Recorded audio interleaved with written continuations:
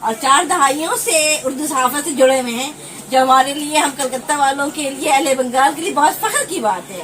تو سر ایک چھوٹا سا سوال ہے کہ اردو صحافت کا مستقبل کیسا نظر آتا ہے؟ جی سر۔ اردو اکیڈمی نے جی جی جو اردو صحافت کا 200 سالہ جشن منایا، جی اس میں جو ہستیاں باہر سے تشریف لائیں جی اور جو مقالے پڑھے گئے، اس میں آپ کے سوال کا جواب ہے۔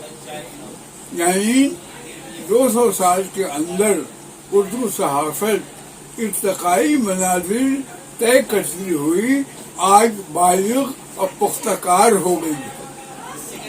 اردو میں کبھی یہ لیتھو سسٹم آف پرنٹنگ جی جی پر اردو اخبارات چھپتے تھے، جس میں 2-2 من کے پتھر استعمال ہوتے تھے۔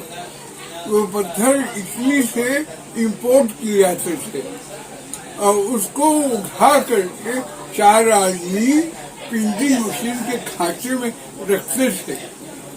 کبھی پتھر پھسل جاتا تھا تو لوگوں کی ٹانگیں کٹ جاتی تھی۔ اس دور سے اردو صحافت گزری ہے اور آج ترقی کرتے ہوئے دوسری زبانوں کی طرح اس کے شانہ بشانہ اردو اخبارات آج آفتک میں نکل رہے ہیں۔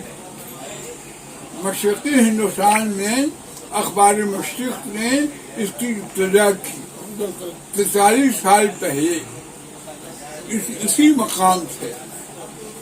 تو اس دوران اردو اخبارات کی صرف صورت نہیں بدلی ہے، بلکہ اس کی سیرت اور کردار میں بھی نمایاں تبدیلی ہوئی ہے، اور آج اردو اخبار نویسی بالغ اور پختہ کار ہو گئی ہے، اور دوسرے اخبارات کی طرح وہ حکومت اور کسی کے ساتھ بھی آنکھوں میں آنکھیں ڈال کر بات کرنے کا حوصلہ رکھتی ہے۔ تو اس طرح سے دیکھا جائے تو اردو اخبار نویسی کا 200 سال کا سفر الحمدللہ آج نقطۂ عروج پہ پہنچا ہے، اور امید نہیں، یقین ہے کہ آئندہ اردو صحافت کا تابناک مستقبل جاری رہے گا انشاءاللہ۔ سر آپ نئی نسل، اب جب لوگ پڑھنے والے نہیں رہیں گے تو پھر ترقی کیسے ملے گی اردو زبان کو؟